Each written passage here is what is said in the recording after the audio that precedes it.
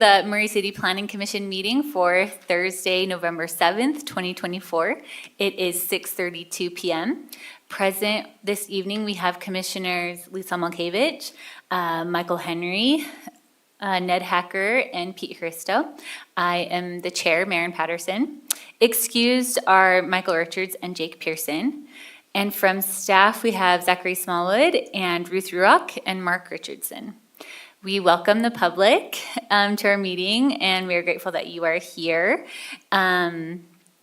If you are viewing, I'm just going to kind of skip since we don't have a big audience. If you are viewing this meeting online or on the live stream, the only way to make a public comment is to email planningcommission@murray.utah.gov. If you post a comment on the Facebook or YouTube live stream, it will not be seen tonight. So we will move on to our agenda items. Our first item, meeting minutes from the October 3rd meeting. We are going to move to a future meeting. They needed some revisions, and so we will be reviewing those at another meeting. Good, okay. Conflicts of interest. Do any of the commissioners have a conflict of interest with any of the agenda items tonight? No. Neither do I. Next, we have approval of findings of fact. Have the commissioners had the opportunity to review the findings of fact and conclusions for Soccer House LLC, 93 West Woodrow Flag Lot Subdivision, and Addison Vista Subdivision? Yes. I'll entertain a motion. Madam Chairman, I'll make a motion that we approve the findings of facts and conclusions for Soccer House LLC conditional use permit for 93 West Woodrow Flag Lot Subdivision and Addison Vista Subdivision Amendment as presented. Is there a second on that motion? Second. All in favor say aye. Aye. Any opposed? Okay, wonderful. So agenda item number 4 is approval of the Planning Commission dates for 2025. We received a list of those dates. And in the pre-meeting, there seemed like not really discussion on it. Yeah, unless you have any questions on it, yeah, I think we can go straight. It's just a business Well, item. do we need to move for the adoption of those dates? Yeah. Okay, I'll entertain a motion. I'll make a motion that we adopt the Planning Commission meeting dates as presented to us. I'll second that. All in favor? Aye. Any opposed? Okay, perfect.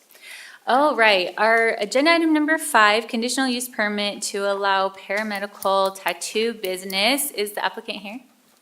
Great. We'll have a presentation from staff and then we'll have you come up. Thank you. So here we have a request for a conditional use permit for a paramedical tattoo business at 5784 South, 900 East, Unit 1. So here is the location of the site near 900 East. The building is highlighted in blue. And here is the zoning map. The building is located in the Williamsburg Office Park. It's zoned for CD or commercial development, and it's surrounded by other properties zoned for CD as well. And there are some residential areas nearby. And here is the site plan provided by the applicant. And here's the floor plan showing which unit that the business will take, highlighted in yellow. And aside from making sure that there's a sanitary work environment, there will be no major changes to the building and their unit. And here is our access and parking. There's a shared access point from 900 East, which is circled in red. And 4 parking stalls per 1,000 square feet are required, and so 10 parking stalls are required, and the applicant has provided 24. And 75 notices of this proposal was sent to the public, and staff has not received any comments.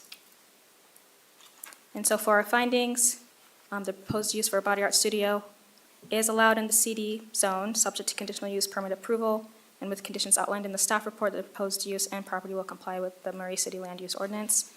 And the proposed use is not contrary to the goals and objectives of the Murray City General Plan in this area.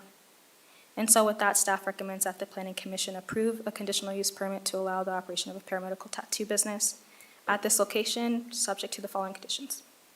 And I'm happy to take any questions. Any questions for staff? Yes, I have a few little questions. And it's just about numbers. I think I think the project is a good project, and I think it's a good application. So on the agenda item size in the packet, it lists 0.01 acres is the site. And then on the applicant's application, they list the parcel area as 1.59 acres. Can you clarify the difference there? Yeah, there must have been a confusion on the, sorry, let me just get to it. It was most likely something that was, they probably had, on the site, we had missed and put that it was 0.01 acres when, yeah, the entire site should have been the 1 acre. Okay, so it's probably 1.59. Yeah, it Okay. was a typo on that one. Okay, I don't think And it's, is that the building or the site? That would be the Site. entire property, site. yeah. So what probably happened is that we had clicked on the actual, so each of these are condominiumized out into individual buildings. So these are office condos. So when we would click on the actual office condo, the acreage of that would be 0.01 acres. So that's just something for me to correct. okay, and I think in this case, that's a minor error because of the next question. So the next question's about numbers and around parking, which is determined by acreage and square foot and all. So on the application, the square foot is listed as 3,870 square foot by the applicant. And then in the report, on the first page, we say it's 3,479 square feet. And then when we talk about parking, we mention 2,547 square feet. So talk to us about the different square feet, please. Yeah, so when that happens, so when the applicant provides us a number on that, oftentimes they leave those blank. This applicant filled out that number. They are often going off of whatever Real estate their agent. landlord says or whatever. But what we do is, this applicant provided a great site plan. So we were actually able to go, measure that building size, which did come out to, I believe, 3,478.95 square feet. So we rounded it up to 3,479 for the building. And so when we calculate parking, we base that off a net usable. Net usable is when we don't know the actual net usable of it, we take an estimation of about 80% of the gross square footage, which resulted in that 2,000 and some change number. 547. Yeah, yeah. So that's why there's differing numbers. But what we did calculate both on the site plan and on the report is the correct numbers. Excellent, okay. On a site like this where there's 5 buildings on that site, Mhm. do you discreetly divide those as far as the number of parking spaces? Do you do it by building? So originally, what would have happened is that, which gets into a whole new thing, a whole new discussion that I'll address some years down the line. But when these buildings were initially proposed, the parking counts were conducted at that level. Most cities look at these conditional uses, and they say, this was reviewed back when the buildings were built. And so therefore, parking's fine. So we would have reviewed that at the time when we The site. approved it, the whole site. Okay. But then we also do a double check.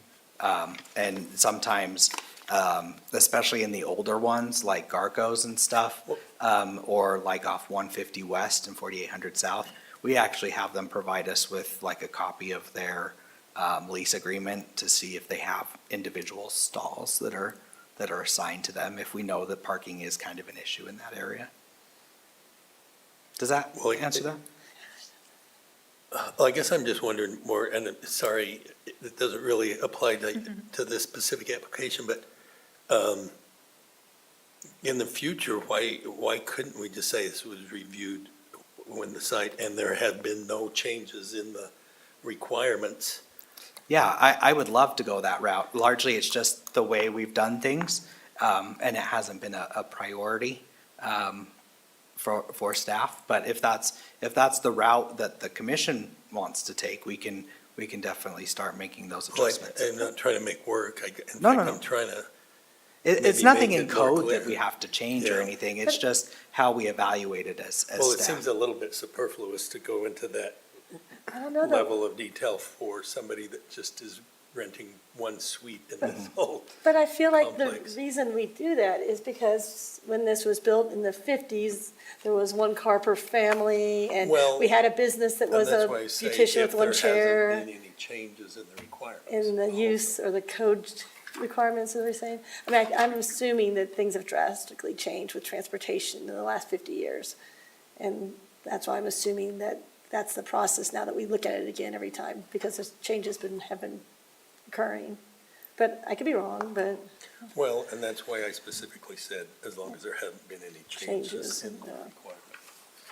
Well, it's a confusing situation too, because we say beauty and barber shops require a minimum of 4 parking stalls for every 1,000 square feet, but this unit is 154 square feet, but we're requiring 10 parking spaces. So like, this studio model of barbershops and beauty and estheticians and things like that, I think should even have their own delineation, because they're very specific, right? They don't need 4 spots when you're renting out 154 square feet, you know? Right. So, that should, I don't know, that could be something that we could look into more.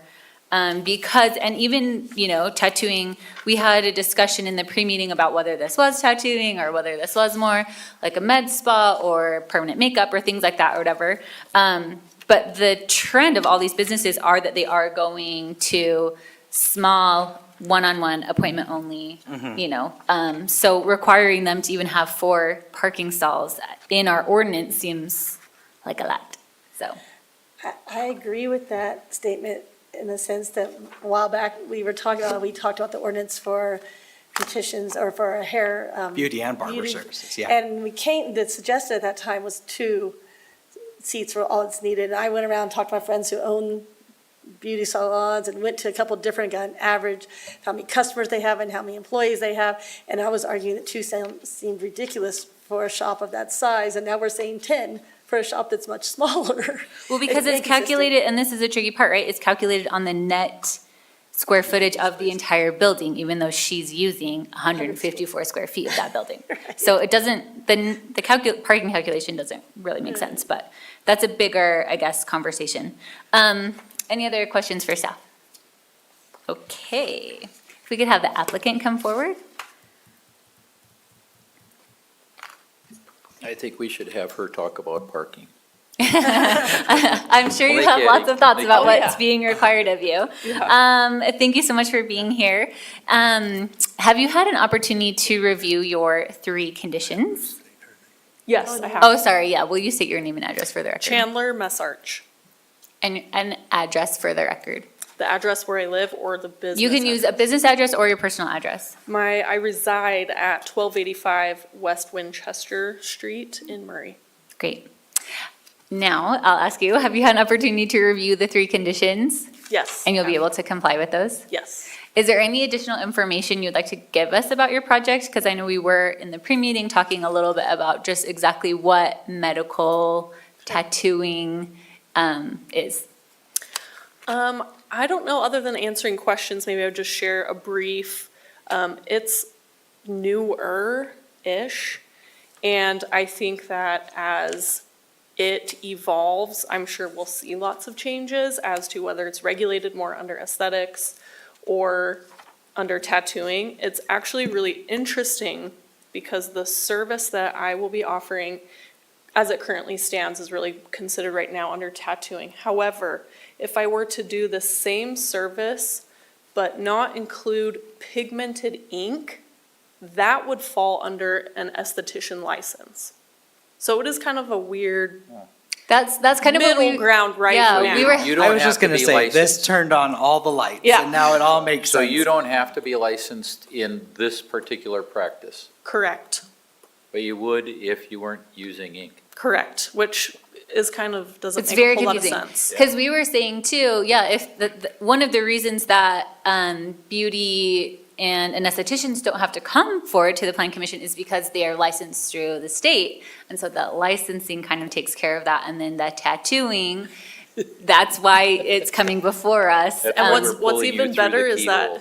in my research, most esthetician programs don't even train on that service anyways, which is another interesting, it's just newer. Right. And so it's not, You're kind of in this in-between. a little bit of area. limbo. Yeah, very interesting. Well, and we've even had conversations as a commission about some of our tattooing in ordinance requirements and codes and things like that, that we maybe, should look at and review. So, is there any commission or questions from the commission for the applicant? I appreciate your contribution to our discussion because you hit the nail on the head, not with your answer, so. Yeah, and thank you for being here. We know this was maybe kind of some extra steps to being able to get your business license and I stuff. learned a lot, We appreciate it. that's for sure. Okay, thank you so much. Yeah. At this time, I will open the public comment portion regarding this item. If there's anyone that would like to make a public comment. I'm guessing we've had no online I've had comments. about 25 comments. No, I'm just kidding. No. It's gonna be fun to read those all in. And they're all about parking. Yeah, and they're all about parking. Okay, then I will close the public comment period and bring it back for discussion or a motion. Madam Chairman, I'll make a motion that the planning commission approve a conditional use permit to allow the operation of a paramedical tattoo business at the property location, 5784 South, 900 East, number 1, subject to the following 3 conditions. Is there a second? I'll second. Okay, I have a motion by Commissioner Hacker and a second by Commissioner Hursto to approve the conditional use permit to allow the operation of a paramedical tattoo business at the property located at 5784 South 900 East, number 1, subject to the 3 conditions. Is there any discussion on that motion? Okay, we can call for a vote. Awesome. Commissioner Hacker, Yes. Commissioner Hursto, Yes. Commissioner Henry, Yes, Commissioner Milkovich, Yes, and Chair Patterson. Yes. Thank you for being here tonight. Congratulations on your approval and good luck with your business. Where do you want this recorded? Just right there is fine. We'll pick it up. Thank you. Thank you for filling Appreciate out that. the one. Yeah. sole participant. As our only person here. Okay, moving on. Agenda item number 6, Planning Commission compensation. Yeah, hi. This is a text amendment to amend the code to allow for amending the compensation of the planning commission. So it's actually written in our code exactly how much you guys will receive as compensation for each meeting. We did some research. If you remember, I think it was in 2021, I think we bumped it up from $25 a meeting to $40 a meeting. It actually might have been 2019, because I think Phil was still here. So, so we bumped it up. Our Community and Economic Development Director, Phil Markham, was reviewing the budget and found that there was an excess in the budget, and calculated it out, and an extra $10 is not going to affect that budget at all. He was gonna go just take it to the city council, and I told him to pump the brakes. This is in the zoning code, so we have to take it before you guys as a body. We did do a little bit of research, just looking at other cities across the Wasatch Front, as shown here. This has been updated to 2024. Largely kind of right in the middle, doing about $50. So we sent notices to the affected entities because it is a text amendment. So Who are the affected entities? affected entities are anybody, typically it's like the surrounding cities. And then we also send them to like utility companies. So like Comcast, for example, got a notice that we're changing our code. So largely, I mean, we send out all text amendments to affected entities, so that they're aware of any changes. So, yeah. So we send it to all utility companies, the ditch companies, things like that. That question, that answer might be indirectly or directly related to one of my questions. Where does the budget come from? So it might be tax dollars that those entities are paying into, Oh, or so, a budget that pays us? oh, What yes, is it? it comes out of the general fund. General So fund. that's the just general taxes received from the city. And then, yeah, it's allocated out to, so you would be in like the CED division, actually, or department, CED department, and then under the planning division, we have our own budget that then has a line item for planning commission pay. Does the city council compensation come out of that same fund? It does come out of the general fund, yep. They have their own Line item. thing, though. Yeah, sorry, I'm sorry, I was in the middle of the presentation, I was just sitting here, I'm like, questions, and then no. So findings, the proposed text amendment to compensate planning commissioners with reimbursement for expense incurred in the performance of their official duties is reasonable, and the proposed determination by the office of the mayor with approval by the city council during the annual budget process is in harmony with the current practices for establishing other rates and fees of the city. So with that, we are recommending that the planning commission forward a recommendation of approval to the city council for the request to update chapter 17.12.070 of the Murray City Land Use Ordinance as presented. I'm happy to answer questions. Since we're talking about our own budget and how we are reimbursed, I think we should throw out a little bit of details out there. So I'm most comfortable with being in the middle. When we have your research of other cities who are also paying, I'd like that we're in the middle, not the top and not the bottom. And I'd like to, just for sake of discussion, throw out there, what is this $50? About how much time does the planning commissioner spend per meeting on average? I know we don't have exact numbers. You've never asked me to report the numbers, Right. but Yeah, so I mean, typically that compensation goes for a number of things. I know that you guys drive here, so it helps contribute to gas. It helps contribute to your guys' site visits. I know a lot of you actually go out and look. So that is also, site visits. You're getting packets that you have to read, which probably takes a little bit of time, varying degrees of time depending on the applications. And also your time spent here at the actual meeting. So it's more than just being here at this meeting. You guys do a lot of work outside that. We require you guys to do other things outside, we ask that you guys watch videos or things, or you guys attend trainings, all that fun stuff. So, you guys do more than just sit up here and quote-unquote rubber stamp applications. So, that's largely what that's to help do. yeah, I appreciate that because I think, we probably put at least, I think it'd be fair to say 4 hours into a meeting. So we're probably just saying it's $11 an hour. We're not overpaid. Yeah. I think it's just enough to keep us encouraged to really do our best. Yeah. Any other discussion? I'd like to make a motion if not. Do we need No, to I- have a public comment? Okay. Do you have- Listening to Lisa's comments, I think pre-meeting work, looking at the agenda, as Zach said, going out, doing some site visits, pre-meeting, meeting. And not every meeting is even an hour long, but some meetings are several 4 hours long. It seems $11 an hour, $12.50, whatever. it pretty is. reasonable, Maybe my math was off. Maybe it's more like $12.50, but so. Okay, if there's no more questions for staff, then I will open the public comment portion for this agenda item. Have we got any online? Okay, seeing none in the room.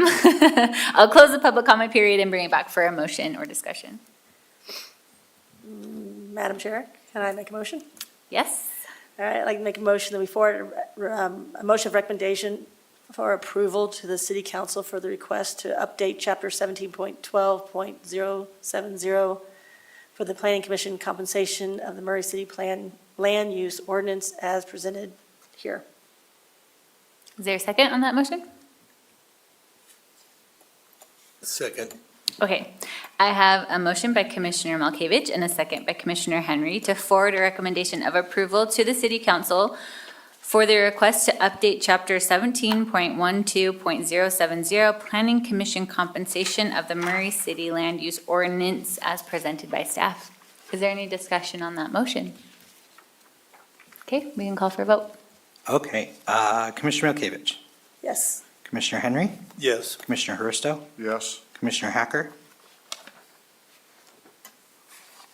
I was gonna make you say it twice. Yes. and Chair Patterson. Yes. Okay. I just noticed that there were three H's in a row, so I'm sitting there writing your names down, I'm like, hey, wait. That's true.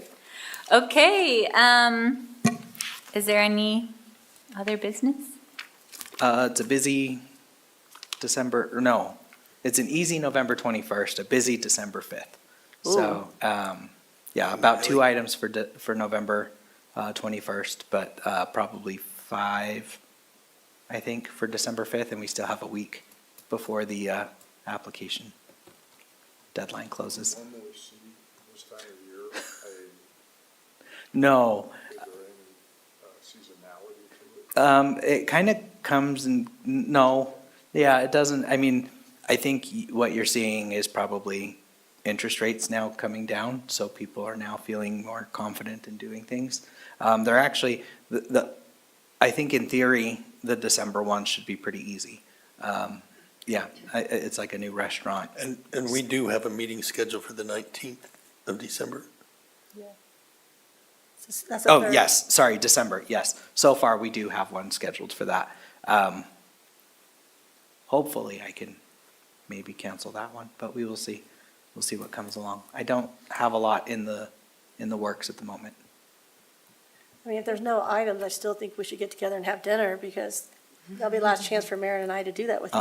You have to True. meet at the first one in January.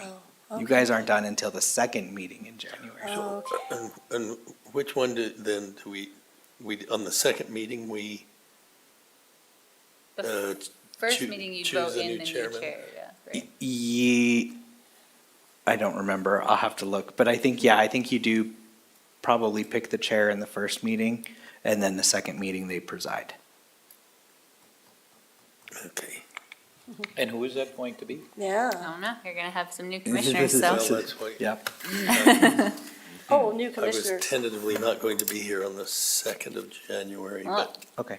maybe I should change that. New commissioners?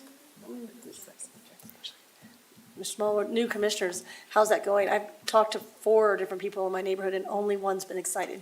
Okay. And she was gonna bring her name and talk to you guys. I told her your contact and she was gonna contact you. Nobody reached out to me, but I think we have interviewed, Oh, and I think there is one that we've recommended up to the mayor's office. so that's happened. Yeah. Oh. We'll see. Yeah, I mean, it's ultimately up to the mayor to make the appointment. District. Don't ask me what number. 3. 3, yeah. Yep. 35 And in the House, you're 3. At large or district? Yeah, she's Yeah, District 5, your District 2, 3. Ned is 1. Pete is 4. 4. That's all that's left. Yeah, and then 2 at-larges. I think Jake is actually the official District 1. I think Ned is at-large. Could be. I was at large. Michael's Yeah. at large, I think, isn't he? Yeah. Okay. If there's no further business, then I call for a motion to adjourn. Move to adjourn. Second. Wait, what, Oh, at? 7:01. Thank you. 7:01. Second? Second. Okay, meeting adjourned.